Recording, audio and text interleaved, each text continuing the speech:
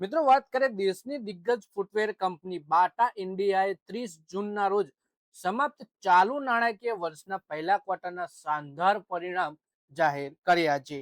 કંપનીએ ચોખ્ખા નફામાં વાર્ષિક આધાર પર 23%નો જબરજસ્ત વધારો નોંધાવ્યો. મજબૂત નાણાકીય પ્રદર્શન અને કેશ ફ્લોના દમ પર કંપનીએ શેરધારકો માટે ₹25ના બમ્પર ડિવિડન્ડની પણ જાહેરાત કરી છે, જેનાથી રોકાણકારોમાં ઉત્સાહ જોવા મળી રહ્યો છે. એટલે દેશની દિગ્ગજ ફૂટવેર કંપની બાટાએ ક્વાર્ટર એકનું પરિણામ જાહેર કર્યું, જેમાં વર્ષ આધાર પર 23% નફામાં વધારો થયો. સાથે જ કંપનીએ મજબૂત કેશ ફ્લોના દમ ઉપર ₹25 રોકાણકારોને ડિવિડન્ડ આપવાની જાહેરાત કરી છે. તો કેવા રહ્યા ક્વાર્ટર એકના પરિણામે આપણે ડિટેલમાં જોઈએ.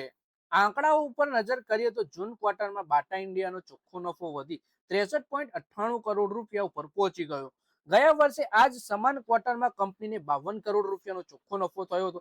તેની સાથે જ કંપનીની કામગીરીમાંથી આવક પણ વાર્ષિક આધાર પર લગભગ 4% વધી ₹979 કરોડ નોંધવામાં આવી છે.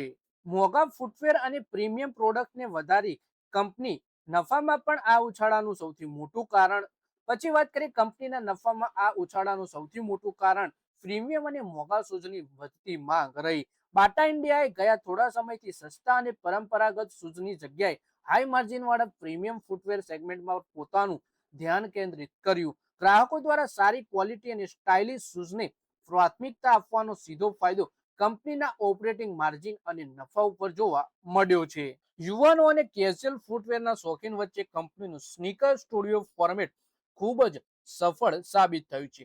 ઓફિસ અને સામાન્ય દિવસોમાં કેઝ્યુઅલ અને આરામદાયક સ્નીકર પહેરવાના વધતા ટ્રેન્ડને જોતા બાટાએ આ ફોર્મેટનો ઝડપથી વિસ્તાર કર્યો છે. પહેલા ક્વાર્ટરમાં સ્નીકર કેટેગરીમાં મજબૂત પ્રદર્શને કંપનીના કુલ વેચાણ અને આવક ગ્રોથને આગળ વધારવામાં મહત્વની ભૂમિકા નિભાવી છે.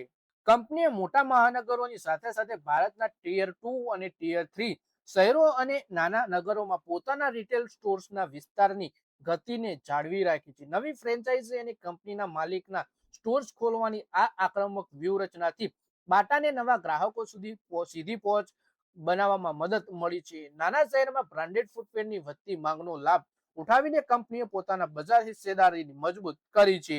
બજારમાં હઝ, પફીઝ અને નોર્થ સ્ટાર જેવી પ્રખ્યાત બ્રાન્ડ વેચનારી બાટા ઇન્ડિયાની સામે પડકારો પણ ઓછા નથી. કંપનીને રિલાયન્સ રિટેલ જેવા મોટા સંગઠિત રિટેલર સાથે સાથે ઝડપથી ઉભરી રહેલા ઘણા ઓનલાઈન ફર્સ્ટ ફૂટવેર બ્રાન્ડ તરફથી કાંટાની પ્રતિસ્પર્ધાનો સામનો કરવો પડી રહ્યો છે.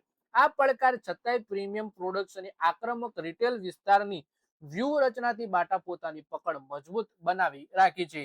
તો મિત્રો આ વિડીયોમાં આપણે વાત કરી બાટાના શેર વિશે, જે કંપનીએ મજબૂત ક્વાર્ટરલી પરિણામ જાહેર કર્યા છે. સાથે જ ₹25નું ડિવિડન્ડ આપવાની પણ જાહેરાત કરી છે. હજુ સુધી આની રેકોર્ડ ડેટ જાહેર કરી નથી. તો મિત્રો આ વિડીયોમાં બસ આટલું જ. હવે મળીએ આવનારા વિડીયોમાં. અને બાટા ક્યાંની કંપની છે એ પણ તમે કોમેન્ટ કરીને જો જાણતા હોવ તો જણાવજો.